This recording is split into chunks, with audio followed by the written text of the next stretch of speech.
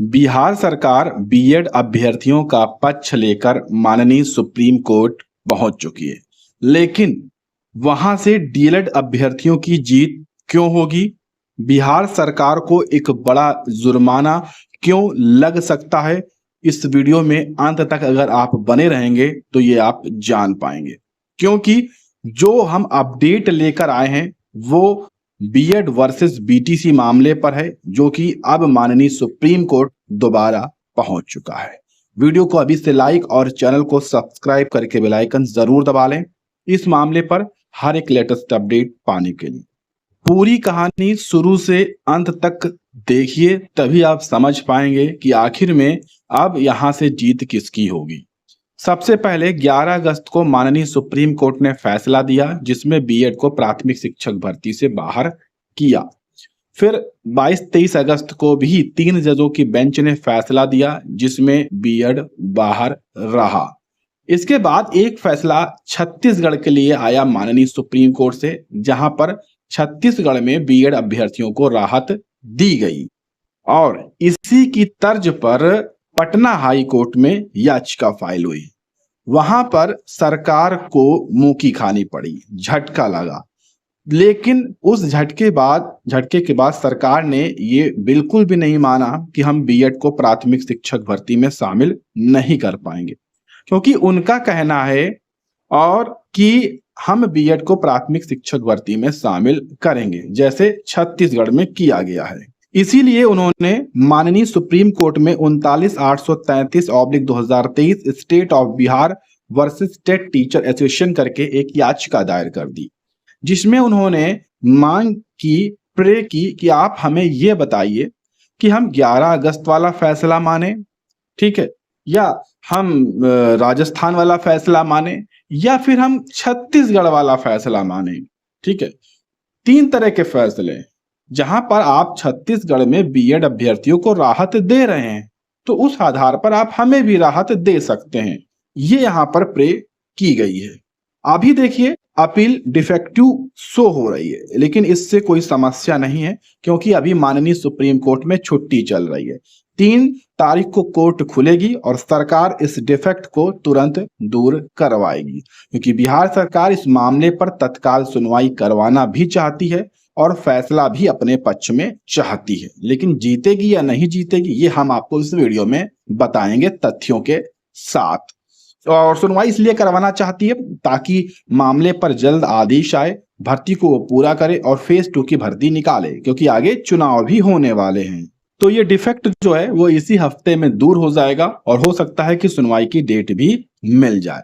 अब बात करते हैं मेन मुद्दे की, और मेन मुद्दे से अगर यहां से आप वीडियो पूरा देख ले जाते हैं तो आपको स्पष्ट हो जाएगा कि वाकई में बिहार सरकार माननीय सुप्रीम कोर्ट से हारने वाली है और क्यों जुर्माना लगने वाला है। देखिए, सबसे पहले जो 11 अगस्त को माननीय सुप्रीम कोर्ट का फैसला आया था, वहां से चीजों को देखना शुरू करते हैं।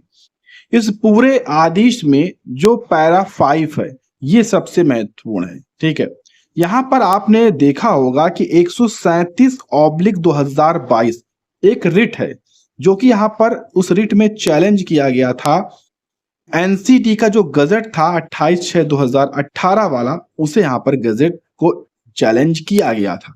और उस गजट के आधार पर जो गवर्नमेंट ऑफ बिहार में वैकेंसियां आई थी उसको भी चैलेंज किया गया था। देख रहे हैं आप, साथ में लिखा है गवर्नमेंट ऑफ बिहार, और यूपी की भी है वो अलग की बात है। ठीक, तो ये जो नोटिस था, ये जो अपील थी 137/2022, ये इसमें चैलेंज किया गया था बिहार सरकार में और 28/6/2018 के गजट को। तो इसके तहत जो भी भर्तियां थी उन्हें यहां पर चैलेंज किया गया था। अब इन्हें चैलेंज करने के बाद इस याचिका को अगर आप देखेंगे तो ये याचिका जो दोस्तों थी वो थी धनंजय कुमार की। ठीक है, ये बिहार से थे, डीएलएड के, इन्होंने चैलेंज किया था। तो ये याचिका आप देखेंगे डिस्पोज हो गई है। किस आधार पर डिस्पोज हुई है? 11/8/2023 के आधार पर, यानी कि माननीय सुप्रीम कोर्ट का जो 11 अगस्त का फैसला था उसी आधार पर इसे डिस्पोज किया गया है। यानी कि माननीय सुप्रीम कोर्ट का जो 11 अगस्त का फैसला आया है वो इस याचिका पर लागू हो गया है। अब इस याचिका पर फैसला लागू होने से बिहार सरकार पर भी ये फैसला लागू हो गया है और बिहार सरकार पर हुई हर भर्तियों पर भी ये फैसला लागू हो गया है। अब आप सोचेंगे फिर बिहार सरकार क्यों माननीय सुप्रीम कोर्ट गई है? यहीं पर गलती बिहार सरकार ने की है, क्योंकि जब इस पर सुनवाई चल रही थी तब माननीय सुप्रीम कोर्ट ने 137/2022 धनंजय कुमार वाली जो अपील है उससे संबंधित यहाँ पर बिहार सरकार को देखिए 10/1/2023 से संबंधित जो है यहाँ पर एक बार फिर से नोटिस भेजा था इस मैटर पर। और ये नोटिस क्यों भेजा था? क्योंकि जब सुनवाई चल रही थी उस दौरान माननीय सुप्रीम कोर्ट ने बिहार सरकार के डिप्टी सेक्रेटरी, देखिए एडिशनल चीफ सेक्रेटरी, ये देखिए बिहार पटना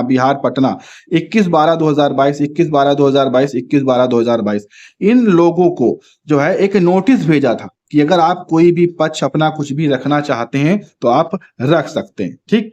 लेकिन इस पर इनका कोई भी रिप्लाई नहीं आया। इसके बाद इन्हें रिटर्नेबल डेट के लिए एक बार फिर से नोटिस भेजा गया 10/1/2023, देखते हैं अब 10/1/2023, और इसी को देखिए यहां पर मेंशन किया गया 10/1/2023, ठीक है।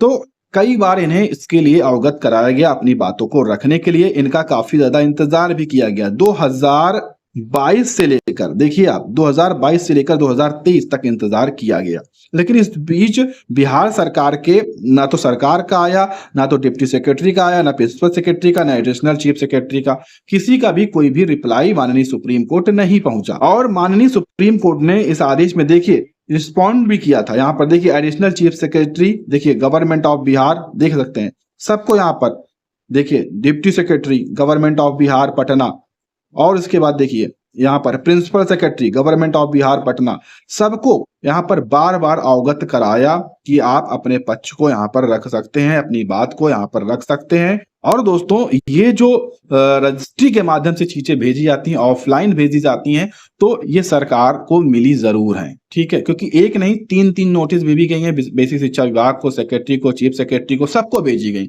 लेकिन कोई रिप्लाई ना आने पर यहाँ पर गलती हो जाती है बिहार सरकार की, ठीक है। और इसके बाद भी इस जो एक आदेश आया था 23 अगस्त को, ठीक है, उसमें बिहार पार्टी भले ही नहीं थी, लेकिन बिहार सरकार को एक निर्देश दिए गए थे और इसी आधार पर निर्देश दिए गए थे कि आपको मौका पहले दिया गया था, लेकिन उस मौके पर आप शामिल नहीं हुए थे।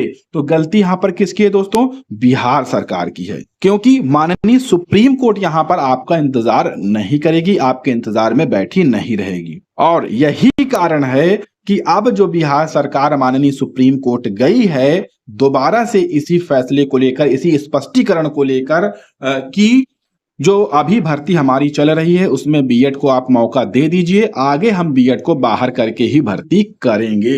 यहीं से माननीय सुप्रीम कोर्ट को फटकार लग सकती है अगर डीएलएड के अधिवक्ता और डीएलएड चाह लें इन ऑर्डर्स को दिखाकर, और वैसे भी माननीय सुप्रीम कोर्ट तक ये डिटेल्स हैं भी, ठीक है, और यहां से जुर्माने की मांग कर सकते हैं और बिहार सरकार पर एक तगड़ा जुर्माना लग सकता है, ठीक है, क्योंकि पहले से सभी चीजें इनको अवगत कराई गई थी, उसके बाद इन्होंने रिस्पॉन्ड नहीं दिया, अब जाकर उसे दोबारा से रीओपन करना पूरी तरह से माननीय सुप्रीम कोर्ट के समय को खराब करना है। एक बार हम फिर से यहाँ पर अवगत कराएं कि बीएड या डीएलएड की यहाँ पर पक्ष की वार्ता नहीं हो रही है, यहाँ पर जो स्पष्ट चीजें हैं वो यहाँ पर बताई जा रही हैं, और यही कारण है कि अब यहाँ से माननीय सुप्रीम कोर्ट से बिहार सरकार को जुर्माना लगने के साथ बीएड वर्सेस बीटीसी मामले में झटका भी लग सकता है और सुप्रीम कोर्ट से डीएलएड अभ्यर्थियों की जीत हो सकती नहीं है, होगी, ठीक है।